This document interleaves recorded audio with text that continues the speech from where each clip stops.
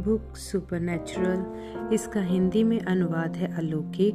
अध्याय 36, अपाची विश्वास 1947।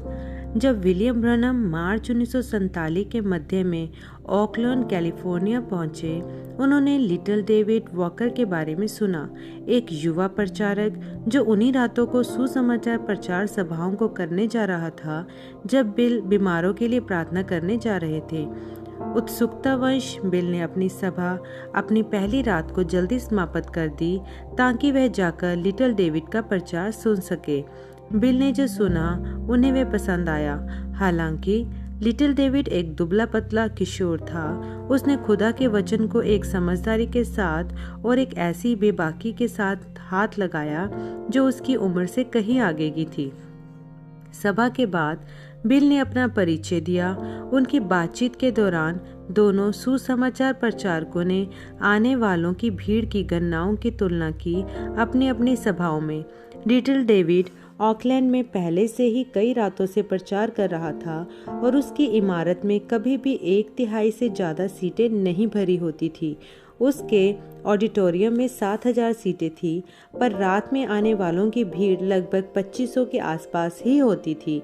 दूसरी ओर बिल एक ऐसे श्रोता भवन में सभा कर रहे थे जिसमें केवल 3000 सीटें ही थी और उनकी पहली ही रात को भीड़ की संख्या 7000 के लगभग थी। लिटिल डेविड ने प्रस्ताव रखा कि वे ऑडिटोरियम की अदला बदली कर लेते हैं। उन्होंने कर भी लिया और इससे दोनों का फायदा हुआ। बिल लिटिल डेविड को किराए का अंतर देना चाहते थे जो छोटे और बड़े ऑडिटोरियम के किरायों में था, पर उस किशोर ने लिया ही नहीं, यह कहकर हो सकता है कि किसी दिन आप मेरा कोई काम कर दो।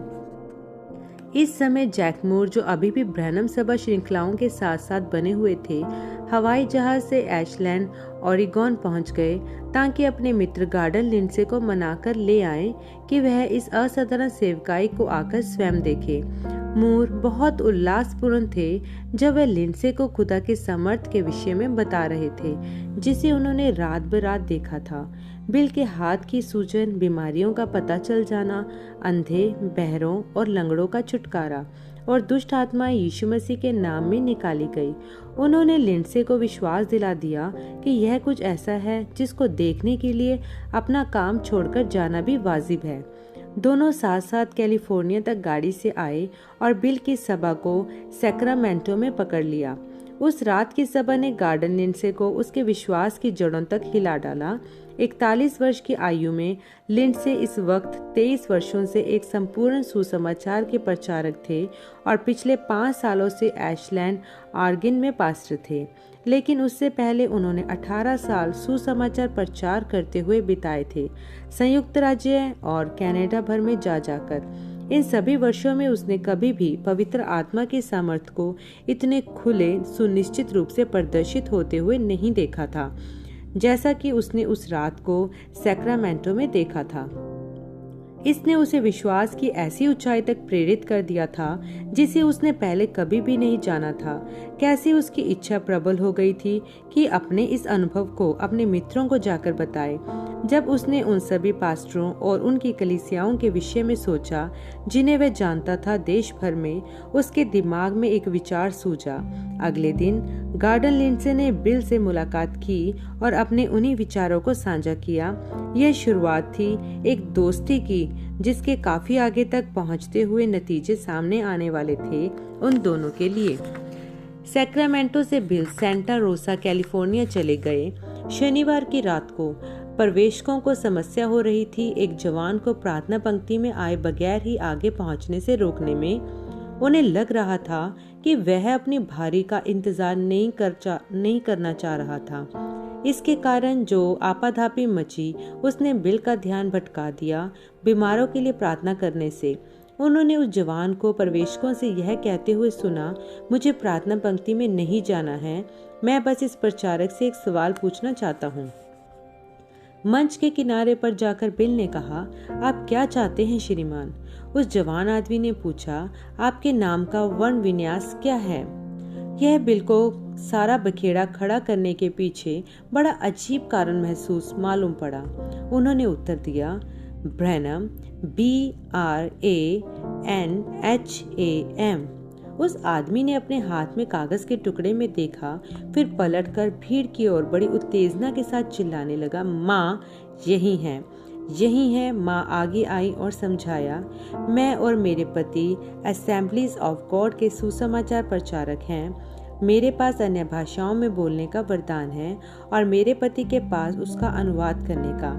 22 साल पहले मैं अन्य भाषा में प्रार्थना कर रही थी जब मेरे पति के माध्यम से एक अनुवाद आया था जिसमें आज की रात की ही तरह की एक रात की भविष्यवाणी थी।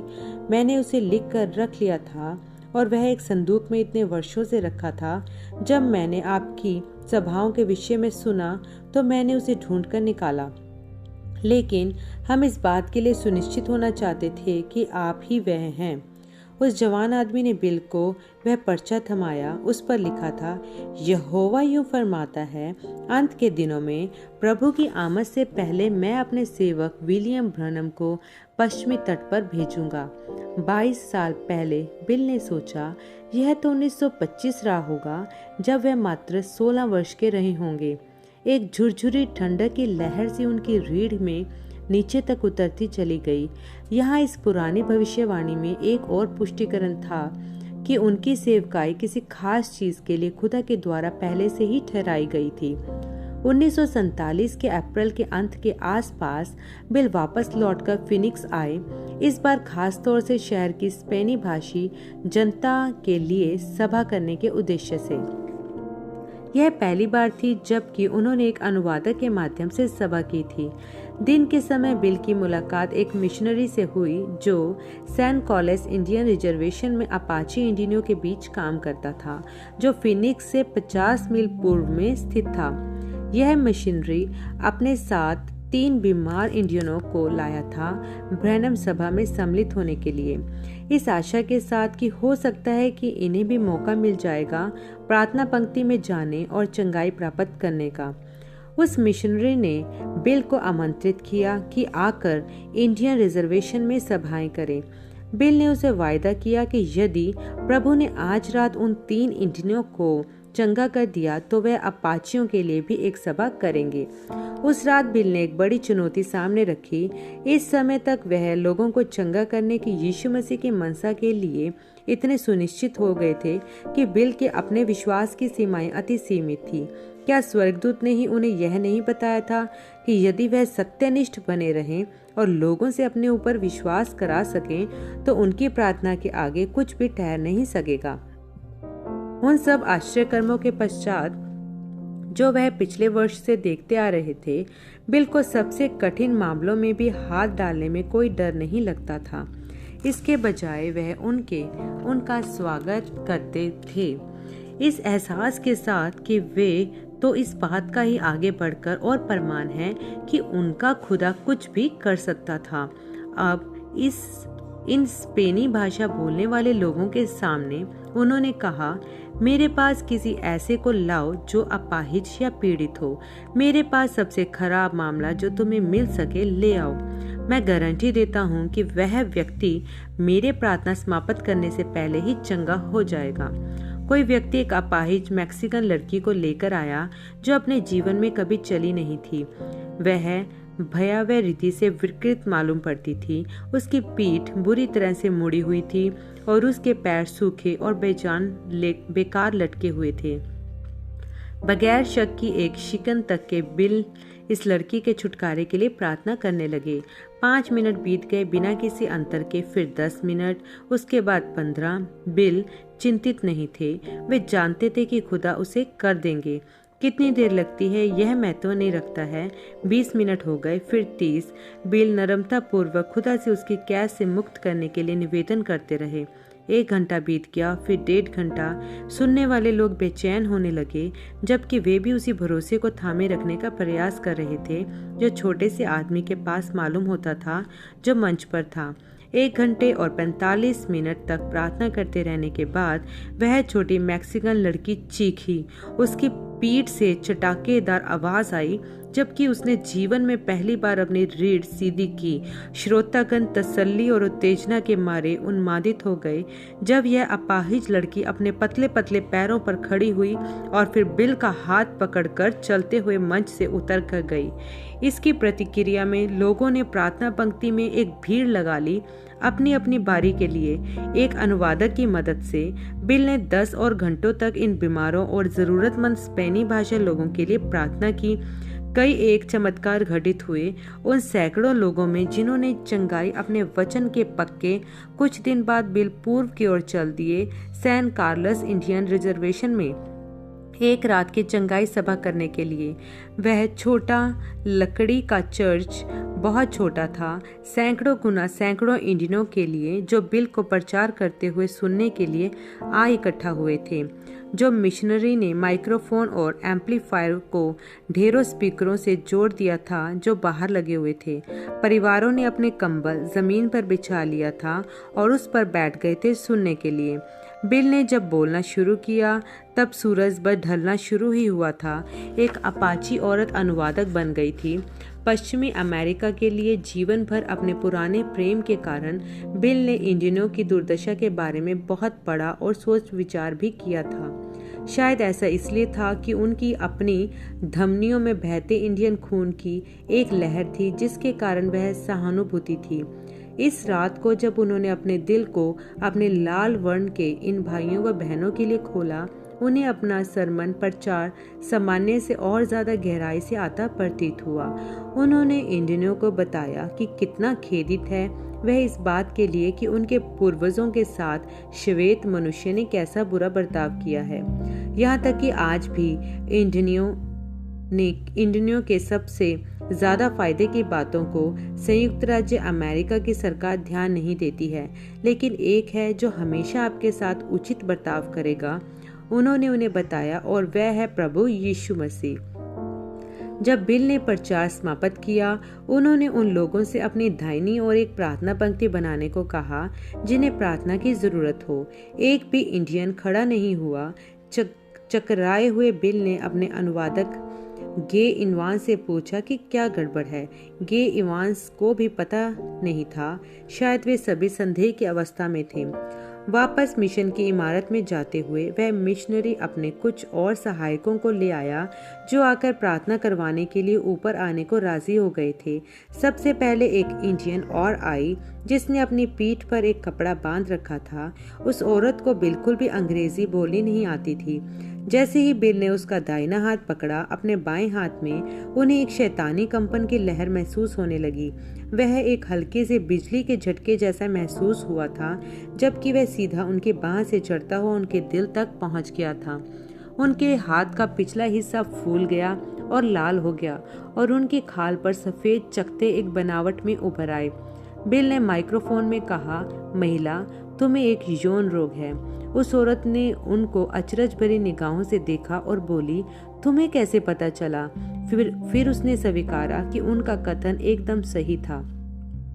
अभी भी उनका हाथ पकड़े हुए बिल ने चंगाई वाले इस कथन के विषय में श्रोताओं को समझाया, यह बताते हुए कि उनके हाथ का चिन्ह किस प्रकार किसी भी जीवाणु के द्वारा उत्पन्न बीमारों को पकड़ लेता है। उसके बाद अपने सिर झुकाकर और अपनी आंखों को बंद करके बिल ने यीशु मसीह से निवेदन किया कि उस औरत को उसकी पीड़ा से छुटकारा दे दे। जब उन्होंने अपनी आंखों को खोला, उनका बायां हाथ सामान्य हो चुका था। वे इंडियन लोग जो ठीक सामने बैठे हुए थे वह यह देख सकते थे वह चंगी हो चुकी थी। आश्चर्य भरी फुसफुसाहटों, भुनभुनाने की आवाजों की लहर आलोचकों के झुंड में होकर गुजर गई। फिर अगली आई एक माँ अपनी बेटी को लेकर। बिल ने लड़की का हाथ पकड़ा, फिर अपने अनुवादक की ओर मुड़कर बोले, मैं नहीं जानता कि इसके साथ क्या समस्या है। यह कोई जीवाणु के द्वारा होने वाली बीमारी नहीं है, क्योंकि मुझे इसके जीवन के अलावा एक और जीवाणु की उपस्थिति से उत्पन्न होने वाली प्रतिक्रिया महसूस नहीं हो रही है। चूंकि माँ केवल अपाचियों की भाषा ही बोल पाती थी, गे इनवांस को उनसे पूछना पड़ा कि उनकी बेटी की क्या समस्या है। तब फिर गे ने बिल को समझाया, यह लड़की बोल या सुन नहीं सकती है। जब वह नवजात बच्ची ही थी तब उसे बुखार चढ़ गया था और उसी ने इसे ऐसा बना दिया है। बिल ने बच्ची को अपनी गोद में उठाया और प्रार्थना करने लगे, प्रभु यीशु, कृपया अभी कुछ करें ताकि यह लोग समझ सकें कि आप यहाँ हैं और आप उनकी मदद करने की कोशिश कर रहे हैं। जैसे ही उन्होंने अपनी प्रार्थना पूरी की, उन्हें पता चल गया कि लड़की चंगी हो गई।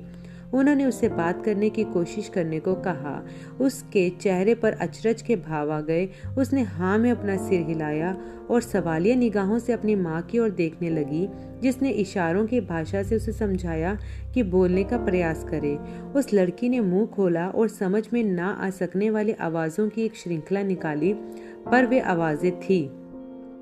बिल ने क्षमा याचना करते हुए इसे तरीके में बोला, ओ, वह धीरे धीरे बेहतर ढंग से बोलने लगेगी। गे इनवास ने मुस्कुराते हुए कहा, वे काफी अच्छी तरह से बात कर पा रही है अब। इस चमत्कार को देखकर सुनने वालों में खुसर फुसर के तौर पर पड़ोसी से दूसरे पड़ोसी तक कथनों का आदान प्रदान शुरू हो गया। वे जल्दी ही शांत हो गए, जबकि एक और माँ अपने बेटे को लेकर वहां पहुंची। बिल ने उसके हाथ को पकड़ा, लेकिन उन्हें कोई कंपन महसूस नहीं हुआ। जब उन्होंने पूछा कि लड़के को क्या परेशानी है, माँ ने लड़के के बालों को पकड़ा और उसका सिर पीछे करके चेहरा ऊपर उठा दिया, जिससे उसकी माँ भेंगी आंखें दिखने लगी। जब कभी बिल किसी भेंगे बच्चे को देखते थे तो उन्हें अपनी बेटी शैरोन रोज याद आ जाती थी, और कैसे जब वे रीढ़ की मेनिंजाइटिस से मर रही थी, दर्द के कारण उसकी आंखें भेंगी हो गई थी। अब बिल ने भीड़ से सिर झुकाने के लिए कहा। फिर उन्होंने इस अपाची लड़के को अपनी गोद में उठाया ताकि लड़के का सिर उनके कंधों पर आकर टिक जाए, उनसे दूसरी तरफ चेहरा किए हुए। जितनी भी सत्यनिष्ठा उसके पास थी, बिल ने यीशु से उस लड़के के लिए छुटकारा मांगा। जब उन्हें महसूस हो गया कि खुदा ने उनकी प्रार्थना का उत्तर दे दिया है, बिल ने इन इंद्रियों से सिर उठाने को कहा। पहले स्वयं देखे बगैर ही बिल घूमकर ऐसे पलट गए कि लड़के का चेहरा अब भीड़ की ओर था। अपाचियों ने अपनी बुदबुदाहट में अपनी स्वीकृति जाहिर कर दी। लड़के की आंखें अब सिद्धता से सीधी हो गई थी। अपने अनुवादक के माध्यम से बिल ने उस लड़के से अपनी आंखें घुमाने को कहा ताकि अपनी चंगाई को प्रदर्शित कर सके। यह मानने योग्य था। धूल उठने लगी, जबकि सैकड़ों अपाची तेजी से बिल की दाहिनी ओर एक पंक्ति लगाने को दौड़ पड़े ताकि वे उनके लिए प्रार्थना कर सकें। बिल को अपाचियों के साधारण विश्वास पर अचंभा हुआ। जब उन इंडियनों ने अपने बीच में अलौकिक को घटते हुए देखा तो उन्होंने उसके लिए अपने दिलों को पूर्णतः खोल दिया ताकि फायदे का प्राप्त कर सकें। एक कुबड़ी औरत लंगड़ाती हुई आगे आई, अपनी वैसाखियों पर जो झाड़ू की लकड़ी से बनी हुई थी। उसके बालों में चमड़े की पट्टियों की सजावट थी और उसकी भूरी खाल में वर्षों तक धूप और हवा खाकर झुर्रियां पड़ गई थी। जब उसने बिल को देखा, आंसू उसके चेहरे पर बनी लकीरों के ऊपर बह निकले। बिल ने उसके विश्वास और आदर को भांप लिया। इससे पहले कि वह उसके लिए प्रार्थना करते, वह सीधी खड़ी हो गई और अपनी वैशाखियां उनके हाथों में थमा दी, और फिर बिना किसी सहारे के मंच पर से चलती हुई वापस चली गई। रात भर बिल ने अपाचियों की एक लंबी पंक्ति के लिए प्रार्थना की। पांव फटने से पहले उन्होंने ध्यान दिया कि कुछ इंडियन जो प्रार्थना पंक्ति में उनके पास पहुंचे थे, वे कमर से नीचे गिल्ले थे। उन्होंने गे इनवास से इसके बारे में पूछा। गे ने समझाया। पहले तो वे यह सोच रहे थे कि आप नकली हैं। जब उन्होंने उस लड़की की आंखों को सीधा होते हुए देखा, कई एक मीलों तक चलकर गए, नदी पार की, अपने प्रियजनों को लिया और उन्हें लेकर यहाँ वापस आए हैं प्रार्थना के लिए। दो इंडियन जो दोनों ही कमर तक गीले थे, एक बूढ़े आदमी को एक स्ट्रेचर पर लादे हुए आगे पहुंचे थे, जो कि हाथ से काटी हुई लकड़ी का बना हुआ था। रात में इतनी ठंड थी कि बिल ने उनसे पूछा, क्या तुम्हें डर नहीं लगा कि तुम्हें निमोनिया हो जाएगा? उनमें से एक ने उत्तर दिया, यीशु मसीह मेरा ध्यान रखेंगे। मैं अपने डैडी को ले आया हूँ। मेरा विश्वास है कि यीशु इन्हें चंगा कर देंगे। अपने हाथों को उस बूढ़े आदमी पर रखकर बिल ने प्रार्थना की, प्रभु यीशु तुम्हें चंगा करे और पूरी तरह से ठीक कर दे। उसके बाद दोनों जवान उस बूढ़े आदमी को मंच से ले आए। अब बिल कई और लोगों के लिए भी प्रार्थना कर चुके। उन्होंने किसी को चिल्लाते हुए सुना। जब उन्होंने देखा कि कौन चिल्ला रहा है, तो पाया कि यह तो बूढ़ा आदमी है जो अपने पैरों पर अपने आप खड़ा हुआ है, चिल्ला रहा है और अपने पटरे वाले स्ट्रेचर हवा में हिला रहा है। अगली सुबह अपाचियों के मुखिया ने बिल से पूछा कि क्या वे शिकार पर चलना चाहेंगे। बिल जानते थे कि उसके आरक्षकों पर यह लिखा था कि गैर इंडियन अपाची भूमि पर शिकार करने से वर्जित है, तो उन्होंने इस आमंत्रण को एक सम्मान समझा। जी हाँ, मुझे शिकार करना बहुत पसंद है। पहाड़ी खच्चरों पर वे सवारी करके एक दर्रे पर पहुंचे। शिकार बहुत बढ़िया था। उन्होंने इतने ढेर जंगली मुर्गियां देखी कि बिल ने मजाक में कहा कि वे अगर चाहते तो उन्हें हाथों से ऐसे ही पकड़ लेते।